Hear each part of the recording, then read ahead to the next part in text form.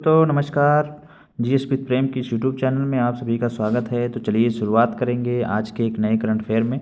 और जैसे कि आप लोग जानते हैं कि यह जो क्लास होती है 10 से 20 मिनट की क्लास होती है। इसमें आपको हम देश दुनिया की तमाम खबरों को mind map hand written note के माध्यम से आपको यहाँ कवर कराते हैं। तो आप लोग हमारे इस चैनल से जुड़ें और यहाँ से जो करंट अफेयर की क्लास कराई जाती है आपको माइंड मैप माध्यम से, और करंट के नोट्स किस तरह बनानी है वो भी यहाँ पर आपको बता दिया जाता है। और उसी फॉर्मेट में आप अपने करंट के नोट बना सकते हैं और सभी महत्वपूर्ण खबरों को यहाँ पर डिस्कस कर दिया जाता है।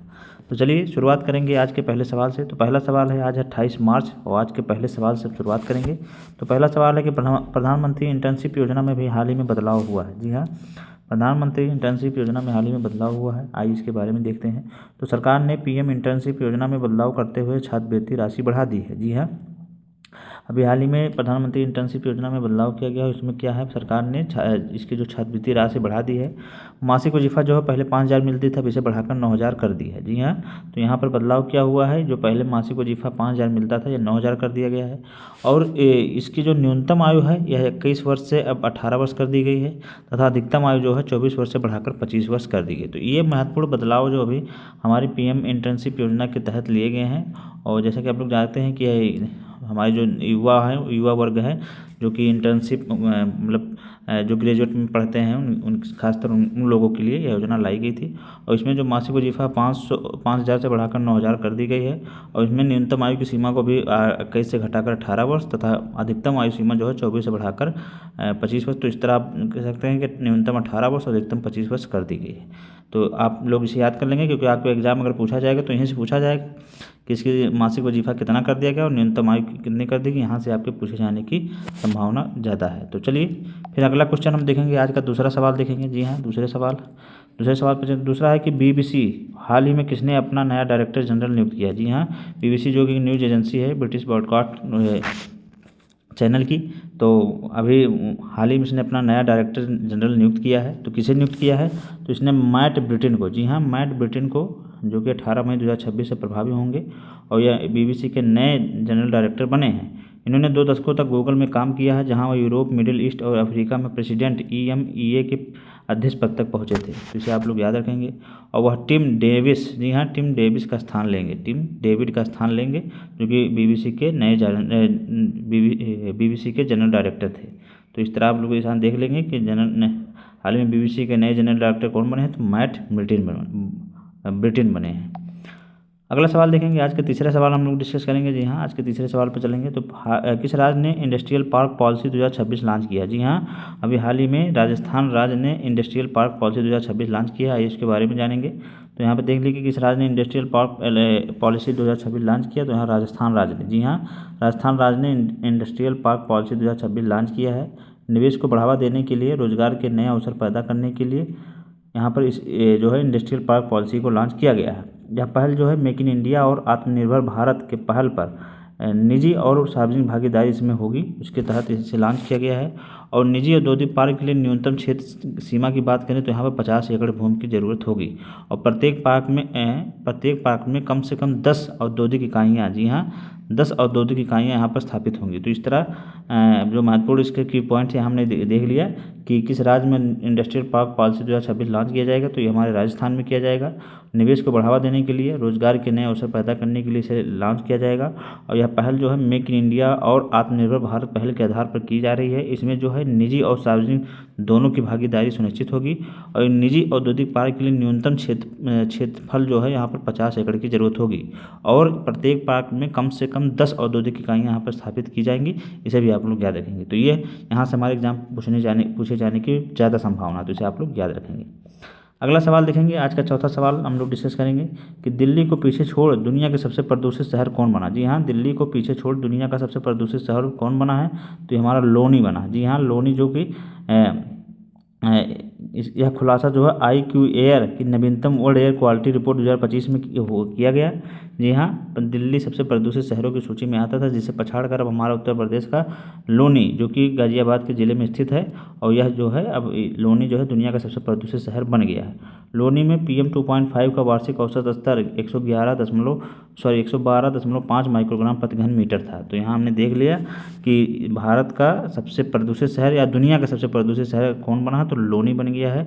इससे यह चीज़ मालूम चल रहा है कि केवल दिल्ली ही नहीं, हमारे उत्तर प्रदेश में भी जो है ये हवा की जो गुणवत्ता है बहुत ही बेहद ही ख़राब चल रही है। तो इससे हम लोगों को आगे के भविष्य में सोचने की क्या ये वो है कि हम लोग कैसे आगे के जितने भी हैं इसको कम करने के उपाय हम करने होंगे, वरना भयावह स्थिति हमारे उत्तर प्रदेश में भी हो सकती है। अभी तक दिल्ली इसके लिए बदनाम रहा, लेकिन अब हमारे जो दिल्ली से सटे शहर है गाजियाबाद का ही, वहाँ का शहर लोनी, वहाँ पर सबसे प्रदूषित शहर के रूप में है जाना गया है। तो इसे आप लोग ज़रूर याद रखेंगे।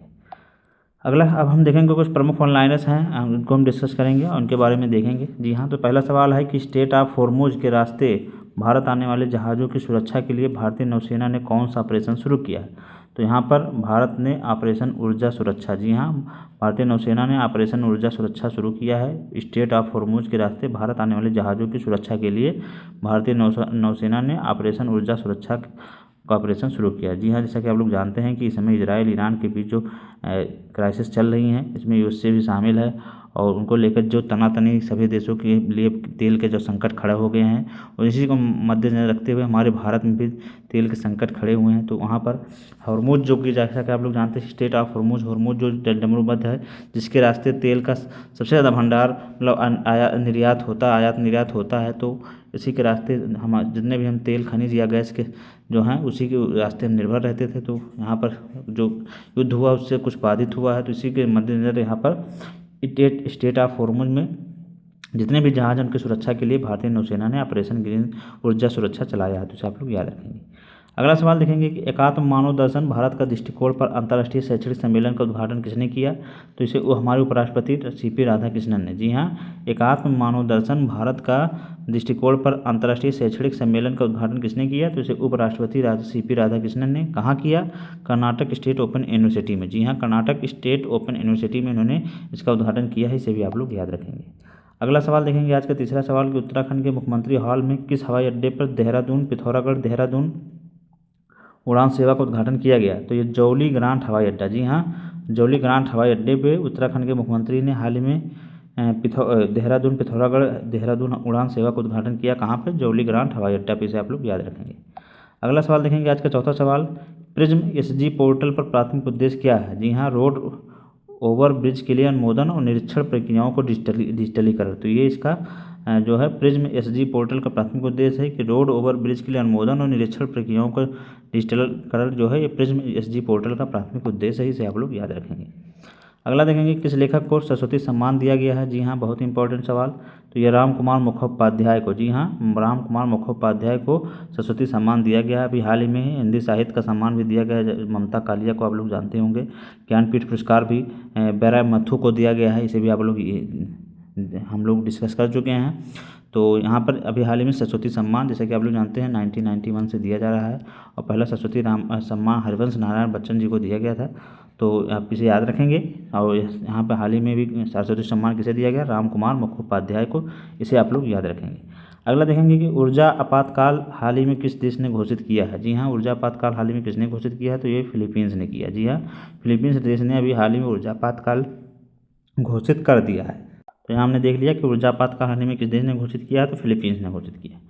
अगला सवाल देखेंगे, यूनिफॉर्म सिविल कोड UCC लागू करने वाला दूसरा राज्य कौन बना। जी हाँ, अभी हाल ही में जैसे कि आप लोग जानते हैं कि यूनिफॉर्म सिविल कोड, जिसे हम क्या नाम है UCC बोलते हैं, और इस अभी पहला इसका जो लागू करने वाला राज्य जो था हमारा उत्तराखंड था, और दूसरा राज्य यहाँ पर हमारा गुजरात बन गया। जी हाँ, पहला यहाँ उत्तराखंड था, दूसरा गुजरात बन गया। जैसा कि आप लोग जानते हैं कि गोवा में बहुत पहले से ही पुर्तगालियों के शासन से ही वहाँ पे UCC लागू है।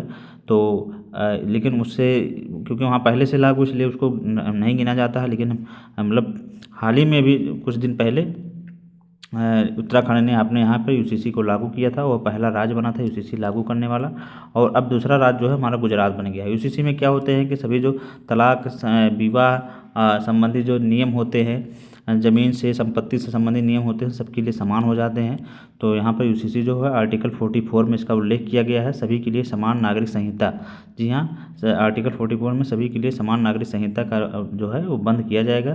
तो ये इसका अभी हमने देखा कि यूसीसी लागू करने वाला दूसरा राज्य कौन बन गया है, तो गुजरात बन गया।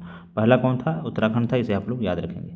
अगला सवाल देखेंगे कि कौन सा राज्य $1 ट्रिलियन अर्थव्यवस्था के लक्ष्य को जल्द ही हासिल करने के लिए निवेश मित्र 3.0 लॉन्च करेगा। जी हाँ, कौन सा राज्य $1 ट्रिलियन अर्थव्यवस्था के लक्ष्य को जल्दी हासिल करने के लिए निवेश मित्र 3.0 लॉन्च करेगा? तो हमारा उत्तर प्रदेश लॉन्च करेगा। जी हाँ, माननीय सीएम योगी आदित्यनाथ जी ने इसकी घोषणा की है। तो इसे आप लोग याद रखेंगे। तो ये थे हमारे आज के कुछ प्रमुख करंट अफेयर। आप लोगों को कैसा लगा आप लोग ज़रूर बताएं हमारे कमेंट बॉक्स में। करंट की क्लास आप लोगों को कैसी लग रही है? हैंड रिटन नोट के माध्यम से हम यहाँ पर आपको क्लास अपनी करवाते हैं। तो आपको अगर अच्छी लग रही है तो ज़्यादा से ज़्यादा लोगों को शेयर किया करें, लोगों को जोड़ा करें और अपना प्यार दुलार बनाए रखें। फिर मिलेंगे एक नई क्लास में, तब तक बने रहिए आप लोग हमारे चैनल के साथ। फिर मिलेंगे एक नई वीडियो में, तब तक नमस्कार, जय हिंद।